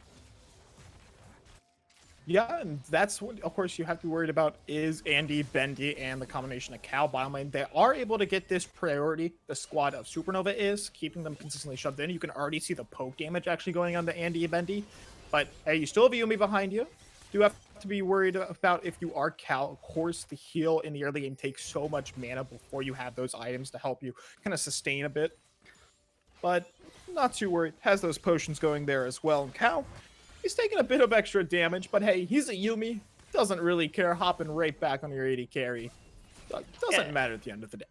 Normally, you would mind a lot more about that damage that comes through onto the Yuumi, but actually, Cal, rather than going for the initial ward, which we do see on Yuumis quite often when you go support item and then into ward, you actually have the double health pot here, so you can play a bit more aggressively. Cal also opting, of course, for that Dwell Thief's Edge, which, typically we see Relic Shield on a lot of different champions. So in this particular matchup, it's the double spell shield. Here's Andy Bendy trying to make something happen.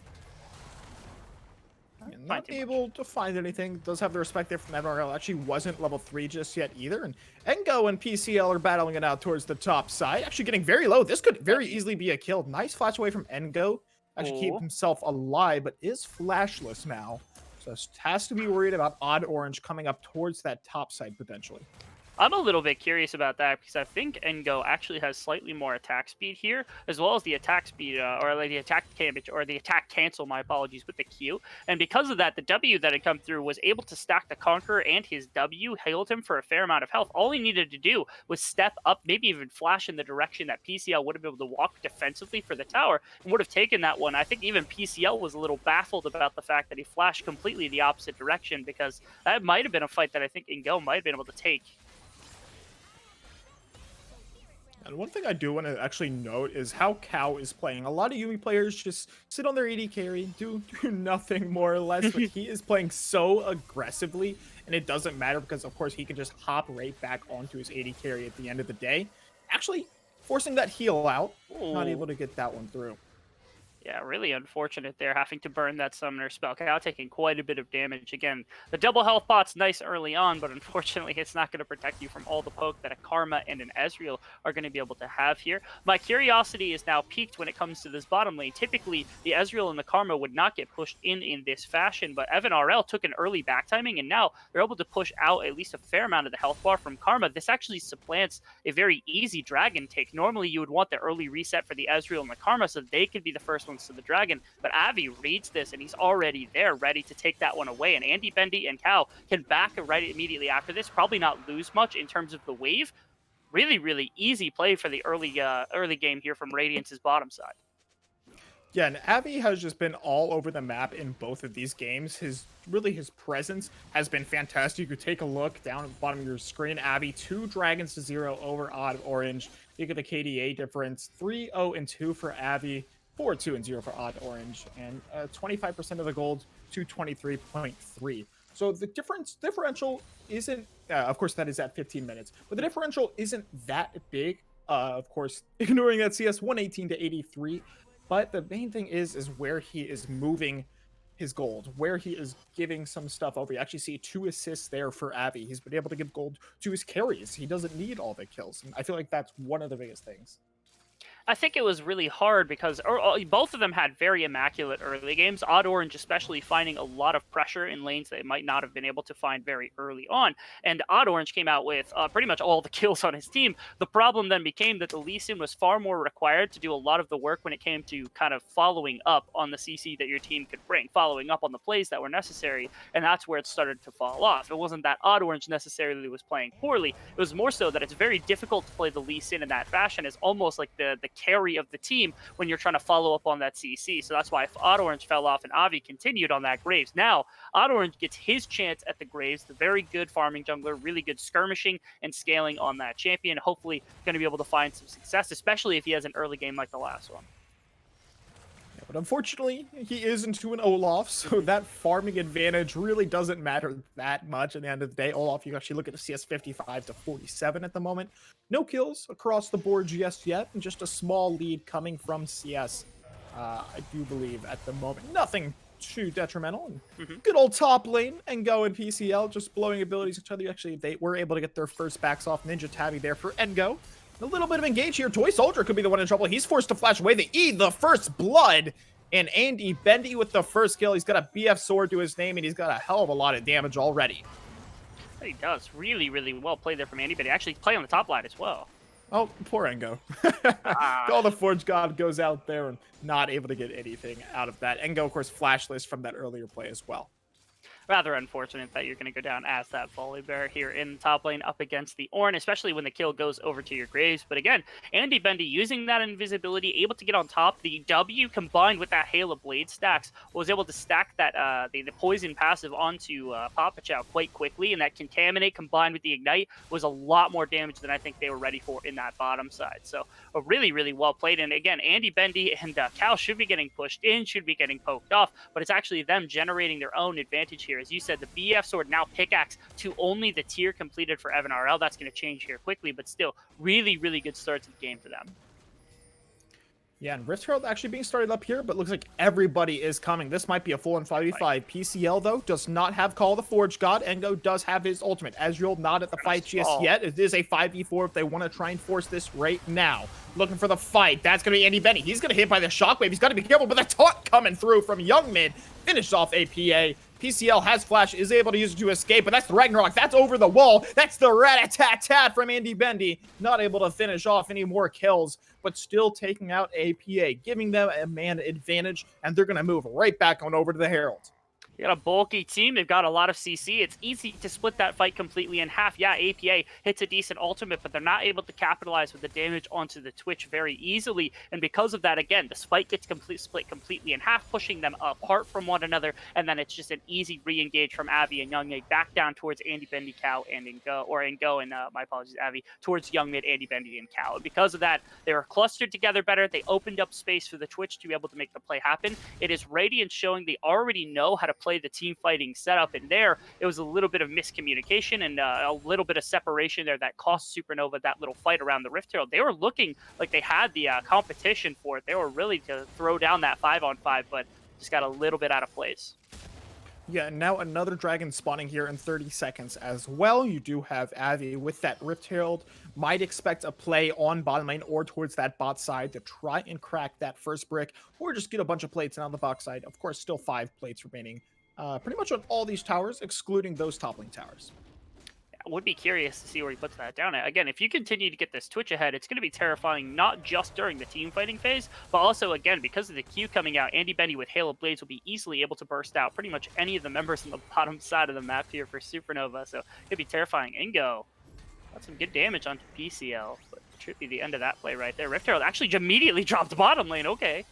Yeah, it looks like he's just dropping a bottom lane to give himself priority, picking themselves up another dragon if they're able to get a few plays. But hold up, here in the top lane, Call the Forge God misses. Rogue entrance coming in. It's going to get 3 knocked up. Double taunt coming in as well. Might be able to finish off APA. Down in the bot lane, able to get another kill. The speed up, I think Young Mid is just in trouble. He's got nowhere to go. He is flashless as well. Auto Orange able to clean that one up. They should be able to get the first brick bottom lane though, but still a few more kills getting traded back for Supernova. Yeah, good play towards the top side. I think it's a game plan shift now for the side of Supernova. Rather than playing around bottom side, who's now getting bullied off by the Twitch, and the Olaf is putting more resources to the bottom side, they instead play to top side. They dive in go with multiple members. They end up getting the ultimate and a kill onto Young Mid as bed, getting a couple of kills onto Odd Orange, who's maybe capable of carrying as the game goes on. The problem, again, is now that the Twitch picks up an assist. It's the Yuumi who picks up that kill. They get bottom lane tower, and they're able to get the dragon off the back end of it. So those kills really have to matter. Odd Orange, that is an unfortunate cue, not interrupting the back from Abby right there. Oh, the timing on those cues, I think it's like, what is it, 0.25 or 0.5, something like that, seconds where it doesn't stop the recall. It's so unfortunate sometimes, and especially in that situation. But now, look at the items from Twitch. Affinity Edge already done. He is just going to be such a menace this game. So I have big opinions on first items for Twitch, specifically when pertaining to like what you build on them. A lot of people would Blade of the Rune King for a long time, and whenever I built that on Twitch, I just felt like I was completely powerless. It made no sense to me. Andy Bendy getting the early crit and the early damage on top of Hail of Blades means you get burst damage really easily. Got to get out of the smoke, but this could be big. Yeah, Rat-a-tat-tat coming out. Bit of extra damage, but all it's going to do is push Odd Orange off the tower. But hey, that's all they need because they should be able to pick up possibly another tower here in the top side. Few plates, of course, going on over. Engo gonna go for the reset, work his way towards that bot side. And Andy Bendy is already getting so strong. And we harped on Evan RL, you know, his KDA. You know, we talked about him being a very strong player, but so far, Andy Bendy has really shown up in this series. Yeah, from what we saw in that last graphic, he actually has really high kill share on his team, which means when they're actually getting along, when they're getting these kills, a lot of the time it is him grabbing them. Now APA in some trouble. Oh no. Yeah, nowhere to go on that one. Man, especially when you're flashless, you're playing into a Galio. That's rough. That's all I gotta say about that one. That's really bad, yeah. You're able to see, I think, the stats that are going to come back up on the screen here when we get those quick stats. Thank you, Hyper, for your amazing work. But again, you're talking about what you see in terms of what we have on the screen. The lower KDA, I think, does kind of yield itself to how much Andy Bendy likes to take the game into his own hands. You look at something like Twitch, and it's not something that plays defensively like Ezreal that does that. It's something that likes to get down, get dirty, and fight quite a bit. And having that kind of play style means you're gonna die a lot more. When you have high kill share, when you're trying to make things happen, you're bound to have more deaths on your team. So yeah, he doesn't have the KDA of Evan RL, but you've seen in this series already, he's willing to take the horse by the reins here and just kind of do what he needs to do to win. Yeah, and he has been on top of it this game, 2-0-1 so far, just consistently looking for plays across the map. And, you know, just like you said, that's exactly what you need to do, especially when you're picking, you know, one of these champions like Twitch, where your Q is just so useful. And they're going to keep it up as long as they can, try and snowball that lead. Another Berserker's Grease for him, bit of extra attack speed. You can look at the items actually of Evan RL. Of course, he isn't too far behind in gold, relatively speaking, to Twitch, only down about 10 CS. But hey, that Muramana takes a while to get stacked, and it looks like he's going for the Iceborne Gauntlet as well. So he's not going to have nearly the same damage output as Andy Bendy. And the Ezreal building the Iceborne Gauntlet, I think at this point is really smart. Outside of this Olaf, slowing down the likes of Twitch when he tries to come in, but more specifically the Volibear as well as the... oh my goodness. My lord, that damage. Yeah, we talk about Twitch, he's getting strong, and then I say, you know, Ezreal's not that far behind, but man, he just got basically one shot there. Like, Andy Bendy still had the Ignite even. Did have to blow that flash to get himself out of tower, but he is looking to just snowball out of control this game. is 3 kills already, 2,000 gold ahead of his lane opposition. Just dominating right now, especially, again, that Infinity Edge Halo Blades combo means crits and a lot of damage. Actually steps into Odd Orange here. Yeah, Oh. and Odd Orange, Toy Soldier goes down. Heroic entrance there to try and keep him alive. Shockwave connects onto Avi. There comes the shutdown call. The Forge got there, flashing forward. I always plan ahead, hits it, but so does the knockup on Andy Bendy. He's on the run now. I think he's going to go down. Yes, he is. Kill over to Graves, and now the teleport coming through from Engo. He's going to go over the wall, chasing down Odd Orange. The next target should go down. He's got nowhere to go. Engo picks up that kill. Now cutting away. He's got Yumi on the backside for the heals. PCL and Evan RL trying to chase him down. The slow onto Young. The pillar's not going to be enough to block him for now. Turning around. Is he going to be able to get the taunt? No, not able to connect to Evan RL. Only the one of PCL. He's going low as well, though. And he goes down. Engo picks himself up, his second kill. And it doesn't even matter that their AD carry died. They just run around the map doing what they came to play.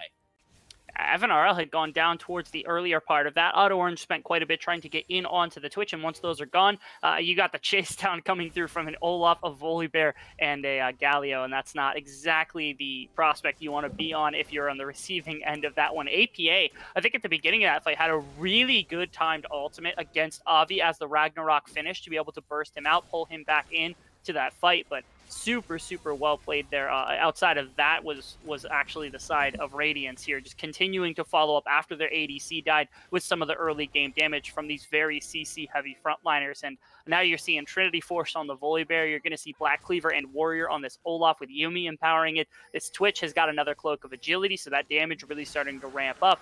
Is getting to be a very scary composition very quickly for Radiance.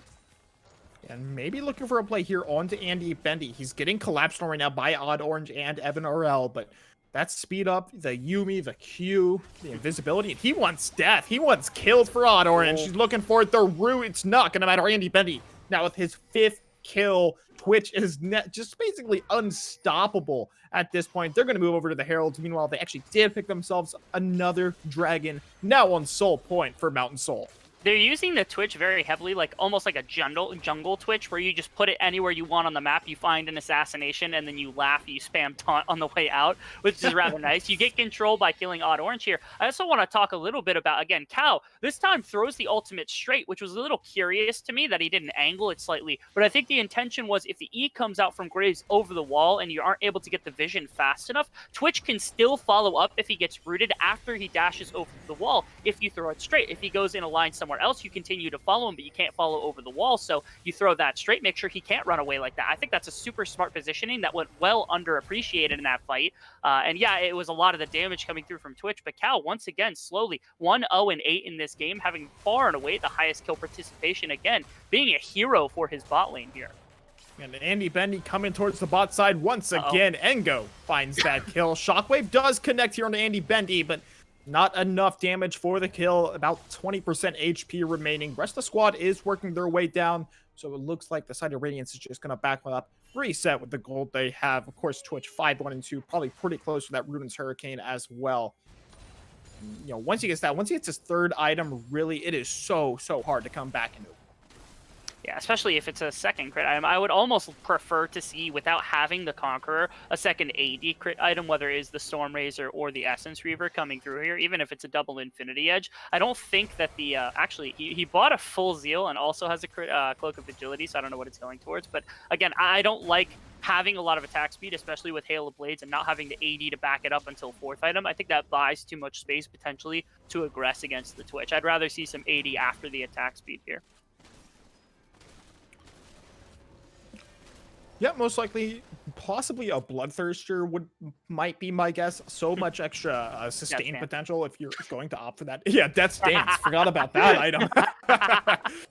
Not gonna lie, that item, I've built it every game I've played in solo queue the past 2 weeks. It's not a balanced item. But here we go, looking for the play, possibly on Andy Benny. He goes in Viz, doesn't matter. Not able to connect with Call of the Forge God.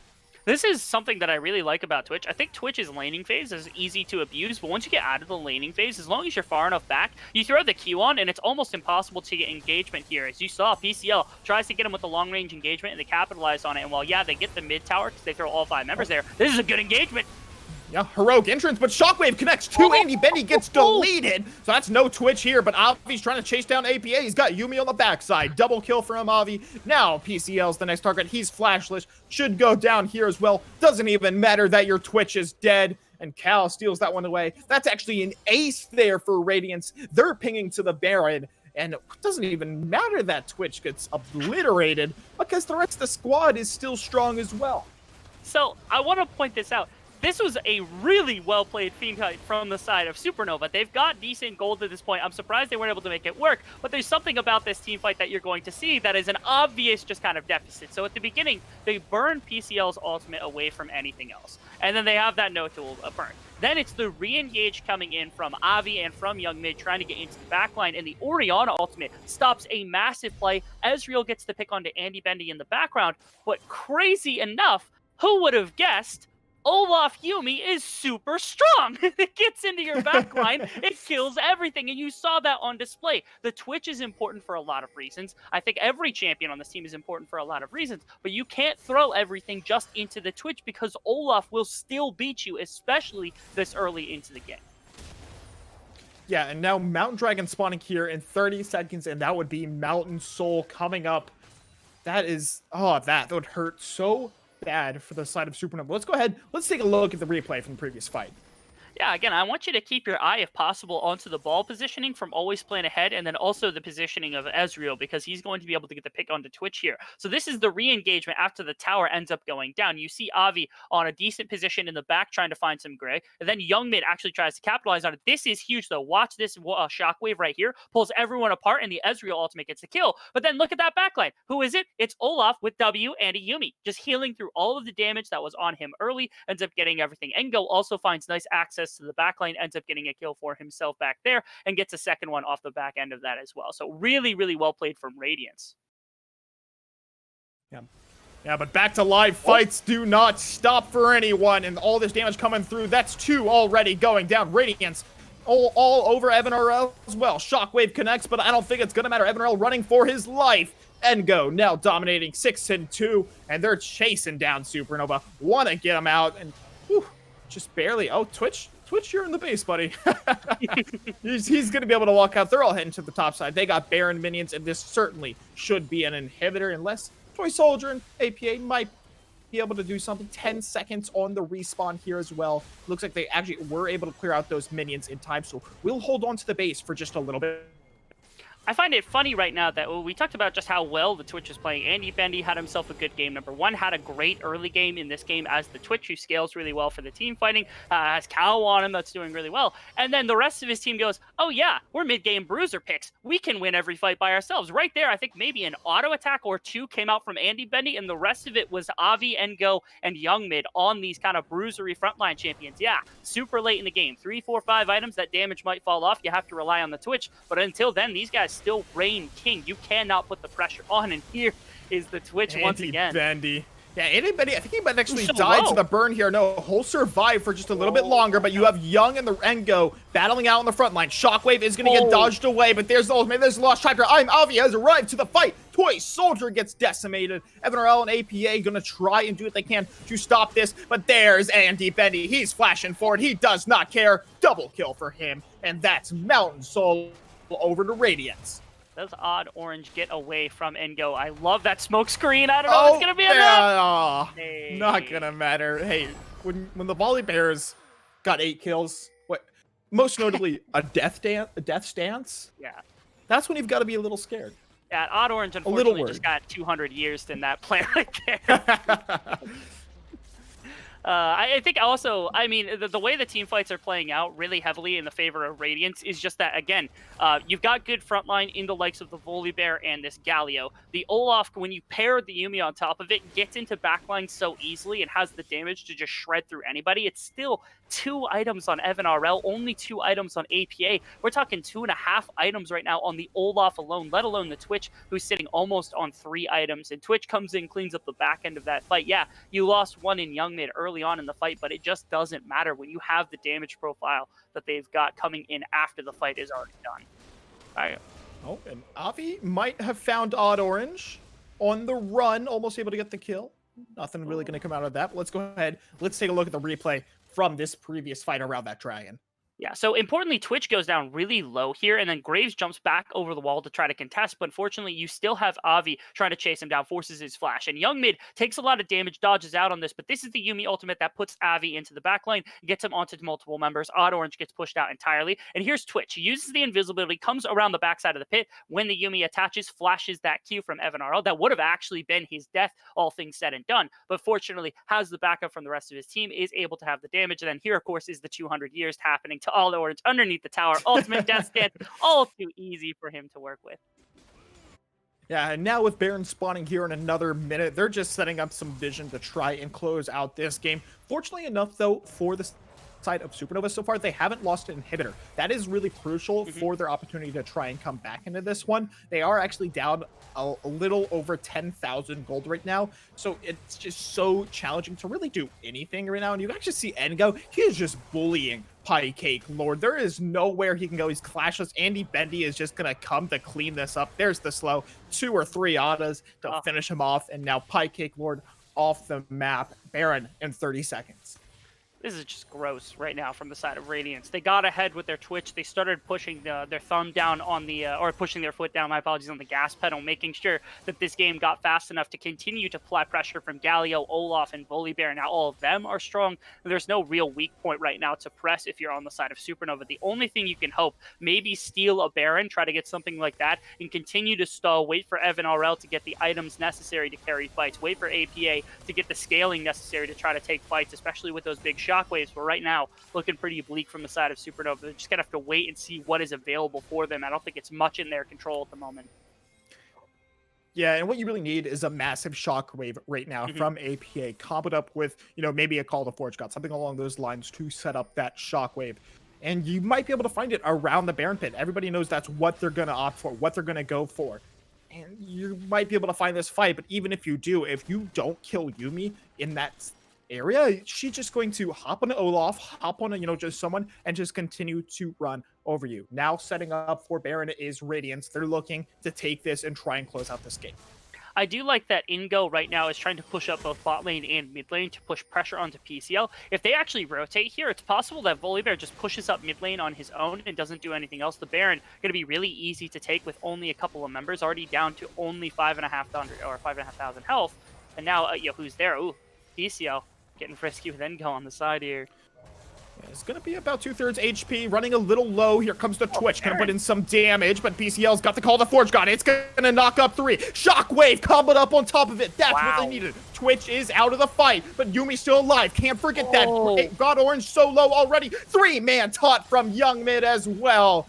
And what did I say? As long as Yumi lives, it's not going to matter. Engo, now legendary APA on the run. Another slow. Should be enough to get the kill. No, she's got the shields. She's got the move speed. Oh, I take it back. Cal now on a rampage, his 4th kill, and they're going to turn right back on over to this Baron. I do think Radiance took way too low a percentage play right there, turning off of the Baron. Obviously, that shockwave immediately brought down Andy Benny with a little bit of forced damage into Avi right there. Could have been really bad for them. Fortunately, not going to lose that fight. Now, Evan Orel also likely to lose his life in this one against the 2 tanks, and that's going to be more than enough damage. And the Baron now going the way of Radiance, and I just don't think there's anything that could stop them. It doesn't matter if you kill Twitch, doesn't matter if you kill Avi. As you said, if this Yumi's alive with any one of the members of this team, there is still a chance that they win a fight. Yeah, and I mean, the thing with Yumi is that you can't kill her. Even if you kill the person she's on top of, it's so easy to say, hey, I'm just going to go hop on someone else, and I'll survive. Untargetable champion, by the way. And now Elder Dragon coming up in 50 seconds. Another big objective to contest for. Once again, I feel like another massive shockwave is needed. Another massive Call of the Forge God for the hopes and dreams to stay alive here for Supernova. At this point, I don't even know that that's enough because of Avi's Ragnarok. You have to force that ultimate out. This is a Death's Dance and near Spirit Visage Olaf coming through with triple AD items with that Warrior and that Black Cleaver. When Yumi is there, when Yumi's around and attached to this Olaf, what do you do? What is your plan? You can't kill him fast enough. There's no chance. And that's, I think, the response that they haven't been able to find throughout the entire game. It's not the Twitch, it's not the Galio jumping in, it's Engo or Olaf jumping into that backline and trying to get some damage done with his Yumi attached that just struggling to peel off.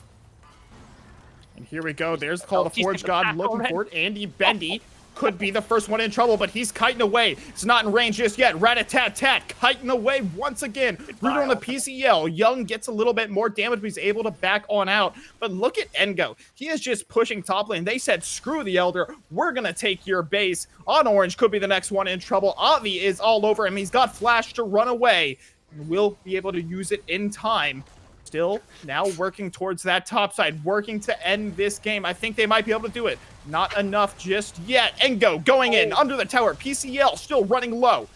Gonna get rooted. Shockwave only gonna connect on the one. That's Young running low once again. Stopped. He's turning around. Taunt. That's 4 members. One arcane shift to get Evan RL away, but I don't think it's gonna matter. Andy Bendy also running low, but Engo is just so tanky. It doesn't matter what you do to him. And look at where Andy Bendy is. He's looking for something a little bit cheeky. Already one Nexus tower has fallen and still looking for more. They should be able to end this game soon. Very quickly. At minimum, they can go get that Elder Drake and just immediately push back into the base if they don't try to put the kill shot in here. Here's the Olaf Ragnarok to try to finish it. Yeah, trying to finish it. The Arcane Barrage, but there's try. not enough damage out of the squad. And just like that, Nexus is going to fall. Andy Bendy popping up. The whole squad of Radiance going insane. And with that, they take a 2-0 over Supernova, a team who's only lost 1 game in the regular season.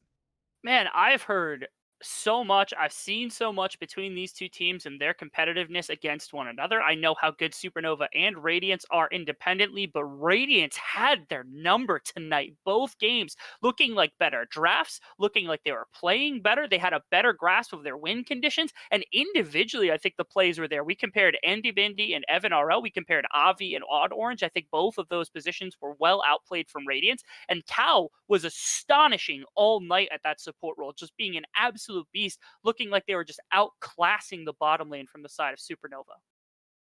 Yeah, fantastic performance, from the entire squad. And, you got to give a lot of credit to Cal for that game, or for both of those games, really, on the Leona and on the Yuumi. Of course, Yuumi, one of those champions, people say you don't have to do much, but he played phenomenally in lane. That's what really set Andy Bendy up for success, was him playing so aggressive, actually zoning away so he could get a lot of farms, so he didn't get zoned away from a lot of the stuff. And that's what really, really helped out. Of course, the combination of everyone else. And then Engo just goes insane on the volley bear, 10, 2, and 5 at the end of the game.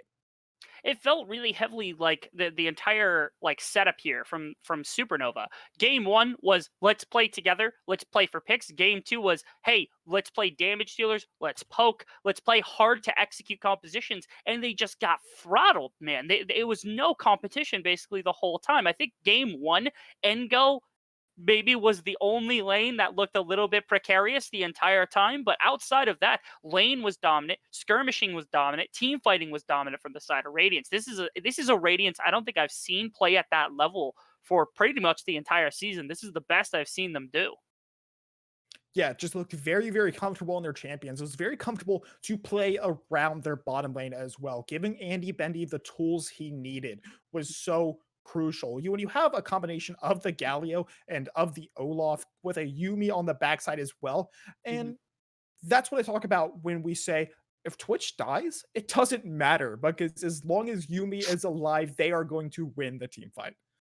Yeah, and they had ways to win in pretty much every role. As you said, Engo popped off, Avi popped off, and this team won pretty much every position, and they can win out of any position, which is even better. And I think that's the important thing to note, is that if Engo gets ahead, they can play around Engo. If Young Mid got ahead, they could have played around Young Mid. It didn't matter. They were ready to play no matter how the game had played out, and it felt so heavily.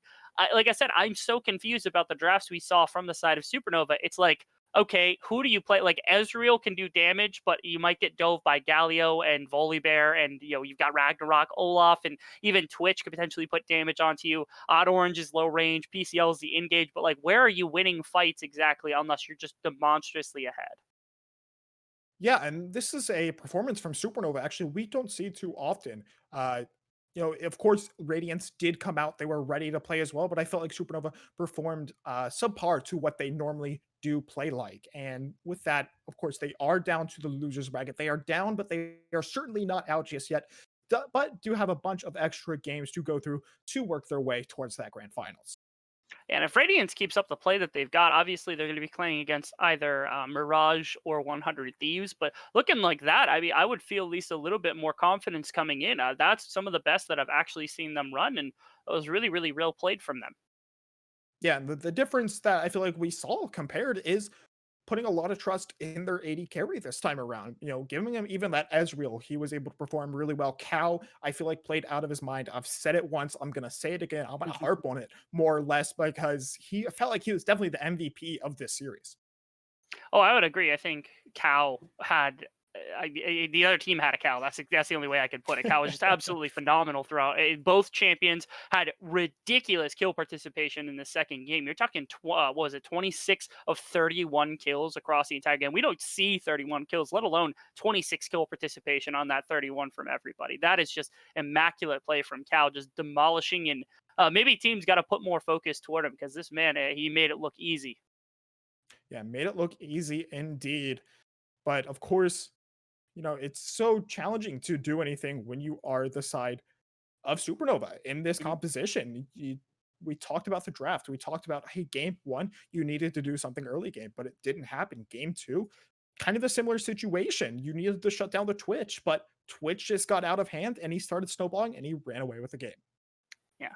Really well played from Radiance. Good big congratulations to them. Not over for Supernova either. They fall to the losers bracket, but we know the team's got some talent, able to come back all too easily. So don't count them out quite yet. We want to see them bounce back from this performance because we know it's not quite there. My one thing I do also want to make mention, I think over on World Class's channel, they had just finished the series and New took that one 2-0 just to keep you guys updated. So it was a 2-0 for Radiance over Supernova and a 2-0 for a New over Empyrean. So just to keep you guys updated on how the bracket's working right now. Yeah, so a lot of, you know, good games going on tonight as well, advancing a lot of teams on. So I don't know if we know what team Supernova or Radiance will be playing just yet. I believe that game is still Mhm. ongoing, so we will find that out just shortly, I believe, and I'm sure we'll see it, you know, plastered all over Twitter more or less. But with that, we're gonna go and end the stream tonight, guys. Thank you everyone for coming in and tuning on out to the Upsurge Premier League. It was week one of the playoffs. It was a pleasure to be here. I was Cats, and I'm here with Rebel Fox, if I could point the right way. That's good enough. He's over there somewhere. But thank you guys so much for tuning out, and we hope you have a lovely evening.